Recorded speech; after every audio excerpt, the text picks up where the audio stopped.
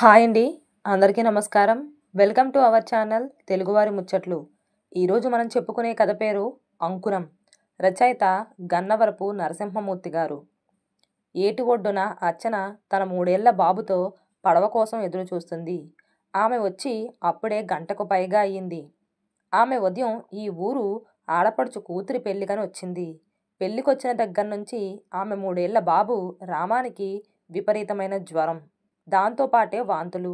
అందుకే పెళ్ళికొచ్చిందే కానీ ఆమె దాన్ని ఆస్వాదించలేకపోయింది. వస్తున్నప్పుడు కారులో ఏటు దాటుతున్నప్పుడు పడవలో ఎంతో హుషారుగా ఉన్న రామానికి పెళ్ళికొచ్చిన గంటకు జ్వరం మొదలైంది. అది మధ్యాహ్నానికి మరింత ఎక్కువైంది. అర్చనకు బాబు పరిస్థితి చూసి భయమేసింది. ఆ ఊళ్ళోనే ఉన్న ఆర్ఎంపీ డాక్టర్కు చూపిస్తే అతనేవో మందులిచ్చాడు కానీ అవేమీ పనిచేయలేదు. అందుకే సాయంత్రం త్వరగా పట్నం వెళ్ళాలని ఎవరు చెప్పినా వినకుండా ఏటి ఒడ్డుకొచ్చేసింది. పట్నం వెళ్ళాలంటే ఏరు దాటాల్సిందే. దానికి ఆ ఊరుకున్న 2 పడవలే ఆధారం. తనొచ్చినప్పుడు కారుని ఏటి అవతలి ఒడ్డున ఉంచి పడవ దాటి వచ్చింది. తను పెళ్లికి వెళ్ళనని ఎంత చెప్పినా బలవంతంగా పంపించిన భర్త భరద్వాజ్ మీద పీకల దాకా కోపమొచ్చిందామెకు. ఆ రోజు అర్జెంటు పని పడడంతో ఢిల్లీ వెళ్ళవలసి రావటంతో అర్చనని బ్రతిమలాడి పెళ్లికి పంపాడు. ఎవ్వరూ వెళ్ళకపోతే చెల్లెలు లక్ష్మికి కోపం వస్తుందని అతని భయం. పైగా ఆమెకు ఒక్కతే కూతురు. అదీగాక భరద్వాజ్ పెళ్ళైన తరువాత చెల్లెలి ఊరు ఒక్కసారి కూడా వెళ్ళలేదు. అందుకే అర్చనకు వాళ్ళతో పరిచయం లేకపోయినా అన్నీ చెప్పి పంపించాడు. అర్చన అమెరికాలో పుట్టి పెరిగింది. కాలేజీలో పరిచయమైన భరద్వాజ్ను ప్రేమించి పెళ్లాడింది. అప్పుడు భరద్వాజ్ ఎంఎస్సీ చదవటానికి స్టేట్స్కి వెళ్ళాడు. పెళ్ళైన తరువాత అతను అమెరికాలోనే సెటిల్ అవ్వాలన్న కండిషన్తో ఆమె పెళ్లికి ఒప్పుకుంది. కానీ భరద్వాజ్ తండ్రి హఠాత్తుగా మరణించడంతో అతని వ్యాపారాలు చూడటానికి ఇండియా వచ్చేశాడు. అతనితో పాటే అర్చన కూడా వచ్చింది. ఆమె తండ్రి రఘురామయ్య కూడా ఒకప్పుడు కోనసీమవాసే. ఇక్కడ బ్రతకలేక అమెరికా వెళ్ళి బాగా సంపాదించాడు. విశాఖపట్నం నుంచి ఆమె కారు డ్రైవ్ చేసుకుంటూ వచ్చింది. సీతాపురం ఎలా వెళ్లాలో భరద్వాజ్ ఆమెకు అర్థమయ్యేలా రూట్ మ్యాప్ గీసి మరీ చెప్పడంతో ఆమె పని సులువయ్యింది. ప్రయాణంలో బాబు చాలా ఎంజాయ్ చేశాడు. కానీ సీతాపురం ఏటికి అవతల ఉండడంతో కారుని అవతలి గట్టు దగ్గర ఆపి పడవ మీద ఏరు దాటి పెళ్ళింటికి చేరింది. అమెరికాలో పుట్టి పెరిగిన ఆమెకు ఆ ఏటి ఒడ్డున ఉండే ఆ పల్లె చాలా అందంగా కనిపించింది. తమ్ముడు భరద్వాజ్ రానందుకు ఆమె ఆడపడుచు శ్రీకళ్యాణి మొదట కోప్పడినా ఆమైనా వచ్చినందుకు ఎంతో సంతోషపడింది. ఆమె పేరు పేరున అందరికీ అర్చనని పరిచయం చేసింది. ఆ పల్లెటూరి వరుసలు, వాళ్ళ హాస్తోక్యులు ఆమెని ఉక్కిరిబిక్కిరి చేశాయి. వాళ్ళంతా తనని చూసి ఒక్కటే హడావిడి చేస్తూ ఎంతో సరదాగా మాట్లాడారు. కానీ ఆమె చిన్నప్పటి నుంచి అమెరికాలో ఒంటరిగా పెరగటం వల్ల కావచ్చు, ఆ పాశ్చాత్య నాగరికత ప్రభావం వల్ల కావచ్చు, వాళ్ళతో మనస్ఫూర్తిగా ఇమడలేకపోయింది. కానీ ఆమెకు వాళ్ళ మధ్య ఉన్న ఆప్యాయతలు నచ్చాయి. తరచి చూస్తే ఆమెకు తనలో ఏదో లోపం కనిపించింది. వాళ్ళలా తను ఆనందంగా ఎందుకుండలేకపోతుందో అర్థం కాలేదామెకు. కానీ ఒక్క విషయం మాత్రం అర్థమైంది. వాళ్ళ మాటల్లో గాని చేష్టల్లో గాని రవ్వంతైనా కల్మషం లేదు. స్వచ్ఛత కనిపిస్తుంది. ఆమె పుట్టి పెరిగిన వాతావరణంలో లేనిదదే. అందుకే భర్త ఆమెను పెళ్లికి వెళ్ళమన్నప్పుడు వెళ్ళను అంది.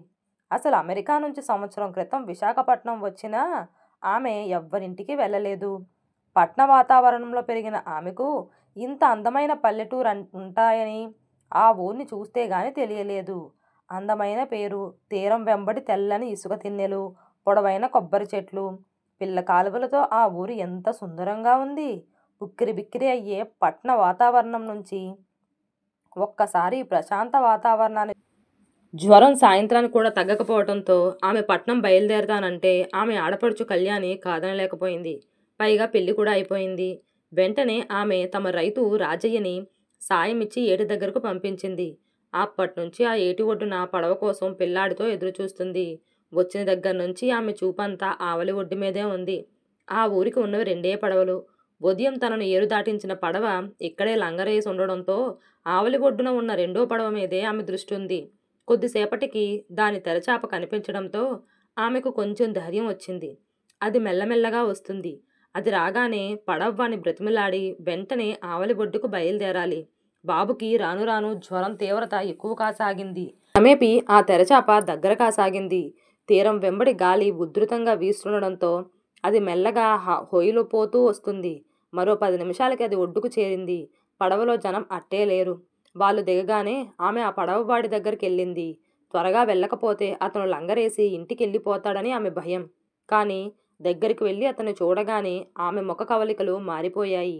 అతడు ఉదయం తను కారులో వస్తున్నప్పుడు లిఫ్ట్ అడిగిన వ్యక్తే. అవును, అతడే. ఇంతలో అతను కూడా అచ్చన్ని చూశాడు. ఇప్పుడు అతని ముఖంలో కూడా మార్పు కొట్టొచ్చినట్లు కనిపిస్తుంది. అతను ఆమె వైపు విసవిసా చూస్తూ ఒడ్డుకి లంగరేయటానికి ఆయత్తమవుతున్నాడు.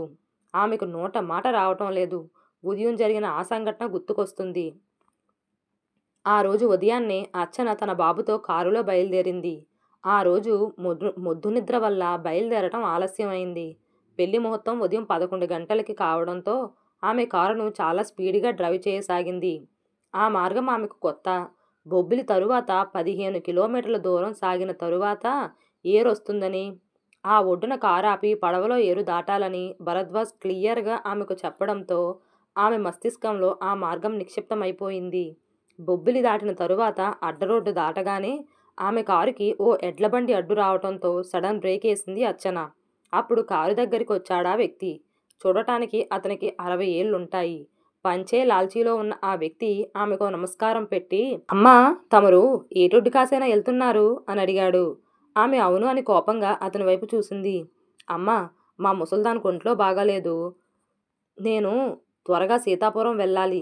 దాని మందుల కోసమే నాను పట్నం వచ్చినాను. ఈరోజు ఏటయిందో ఏటో ఒక్క బస్సు కూడా రాలేదు. నీకు పుణ్యం ఉంటుంది. నన్ను ఆ ఏటి దగ్గర దించేయమ్మా అన్నాడు ఆ ముసలి వ్యక్తి. అతని ముఖంలో ఆందోళన కనిపిస్తుంది. కానీ అచ్చనికి అతని రూపు, ఆ మాసిన బట్టలు, అతని వాలకం చూసి అసహ్యం వేసింది. అతనికి లిఫ్ట్ ఇస్తే కారు మొత్తాన్ని శుభ్రం చెయ్యాలనుకుంటూ అతన్ని కసిరి కారుని ముందుకు పోనిచ్చింది. తనను ఉదయం ఆ అడ్డు రోడ్డు దగ్గర లిఫ్ట్ అడిగిన వ్యక్తే ఈ పడవ నడిపేవాడు. ఇప్పుడెలా? ఉదయం తాను లిఫ్ట్ ఇవ్వనందుకు కోపంతో పడవ వెయ్యను అంటే తానేం చెయ్యాలి? పాపం తాను లిఫ్ట్ ఇవ్వనందువల్ల అక్కడి నుంచి 15 కిలోమీటర్లు నడిచి ఇప్పుడొస్తున్నాడు. అందువల్ల అతనికి కోపం రావటం సహజం. ఆమెకు అతనితో మాట్లాడడానికి ధైర్యం చాలక రాజయ్యని పిలిచి వాడితో మాట్లాడమని చెప్పింది. అప్పుడు రాజయ్య అతని దగ్గరికెళ్ళాడు. అపన్నమామ దూరంగా నిల్చున్న అర్చనని చూపిస్తూ, ఆమె మా దొరగారి చుట్టాలు. వాళ్ళింటికి పెళ్ళికొచ్చారు. ఆమె బాబుకి విపరీతమైన జ్వరం, వాంతులు అవుతున్నాయి. త్వరగా పట్నం వెళ్ళి డాక్టర్ బాబుకు చూపించాలి. అందుకే బేగి వాళ్ళని రేవు దాటించమని మా దొర నీకు చెప్పమన్నాడు. ఆవలొడ్డున వాళ్ళ కారుంది. దాంట్లో వాళ్ళు పట్నం వెళ్తారు అన్నాడు రాజయ్య. ఆ మాటలు విన్న తరువాత అప్పన్న కోపంగా రాజయ్య వైపు చూసి, నీకు తెలియదేటా రాజుగా, మీ అత్తకు 2 రోజుల నుంచి విపరీతమైన జ్వరం. దాని మందుల కోసమే నాను ఉదయాన్నే పట్నం వెళ్ళి బస్సులు లేక నానే ఇబ్బందులు పడి నడుచుకుంటూ ఇప్పుడొచ్చినాను. దానికి త్వరగా మందులు ఇవ్వకపోతే చాలా ప్రమాదం. ఇప్పుడు పడవ వేయడం కుదరదు అంటూ పడవని లంగర్ వేయటానికి వెళ్ళసాగాడు. ఈ సంభాషణ వింటున్న అచ్చనికి కంట్లో నీళ్లు ఉబుకుతుంది. తాను ఎంత త్వరగా వెళ్ళాలనుకుంటుందో అంత ఆలస్యం అవుతుంది. అతను గాని పడవ వెయ్యకపోతే ఏరు దాటడం జరగని పని. ఉన్న ఒక్కగానొక్క ఆధారం చేజారిపోతుంది. ఇది తన స్వయం కాపృతరాతం. అతనికి కారులో లిఫ్ట్ ఇవ్వనందుకు కాబోలు పడవ వెయ్యటం లేదు. క్షణానికి బాబుకి జ్వరం పెరిగిపోతుంది. కళ్ళు కూడా తెరవటం లేదు. ఇప్పుడేం చెయ్యాలో ఆమెకు అర్థం కావటం లేదు. పడవని లంగరేసి పడవ అప్పన్న ఊరివైపు వెళ్ళిపోతున్నాడు. ఆమె నిస్పృహతో ఏం చెయ్యలేక దూరంగా వెళ్ళి కూర్చొని ఏడవసాగింది. అలా ఎంతసేపు గడిచిందో ఆమె గమనించలేదు. ఇంతలో అమ్మా అన్న పిలుపు విని కళ్ళు తెరిచింది. ఎదురుగా పడవ నడిపే అప్పన్న. ఆమె సంభ్రమాశ్చర్యాలకు గురయింది. ఒక్కసారిగా లోనైంది. అది కలో నిజమో ఆమెకు అర్థం కావటం లేదు. అమ్మా, త్వరగా రండమ్మా, బయలుదేరుదాం అన్నాడు. ఆమె ఆశ్చర్యంలోంచి ఇంకా తేరుకోలేదు. ఆమె పరిస్థితిని గమనించిన అప్పన్న, ఉదయం తొందరలో నాకేటే తెలవక మీ కారులో వస్తానన్నాను. అదీగాక మా ముసల్దానికి విపరీతమైన జ్వరం వల్ల దానికి మందులు బేగా ఇవ్వాలని తమన్ని అలా అడిగినాను. దానికి క్షమించండమ్మా, ఈరోజు అదే రోగమో ఒక్క బస్సు కూడా రాలేదు. అందుకే అలా అడిగినాను అంటూ నమస్కారం పెట్టాడు. అతని అమాయకత్వానికి ఆమెకు జాలేస్తుంది. ఆమెకేం చెప్పాలో తెలియని స్థితి. కాసేపటికి తేరుకుని పిల్లాన్ని భుజాన్నేసుకొని పడవ దగ్గరకు బయలుదేరింది. మరి కాసేపటికి పడవ బయలుదేరింది. పడవ నెమ్మదిగా ఏటిలో సాగిపోతుంది. సంధ్యా సమయం కావటంతో గాలి ఉధృతంగా వీస్తుండడంతో తెరచాప ఊగుతుంది. అప్పన్న గడకర్ర సాయంతో ఎంతో తీక్షణంగా పడవని పోనిస్తున్నాడు. సూర్యుడు పశ్చిమాద్రికి కృంగిపోతున్నాడు. ఇప్పుడు ఆమెకు ప్రశాంతంగా ఉంది.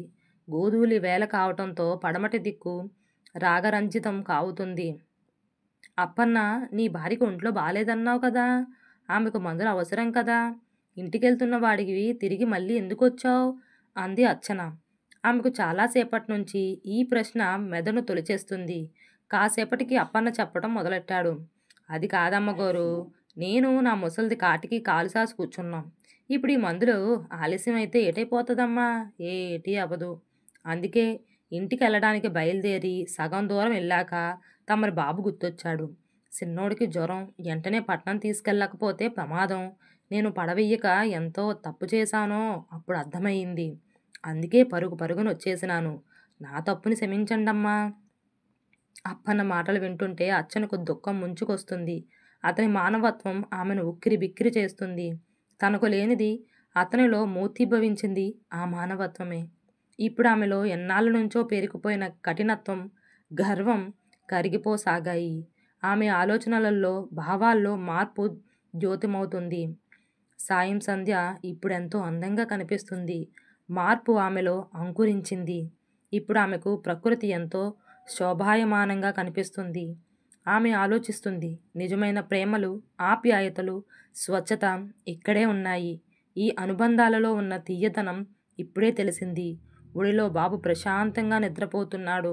రాను రాను నావ పచ్చని ఊరికి దూరంగా ఆవలి తీరానికి దగ్గరగా సాగిపోతుంది.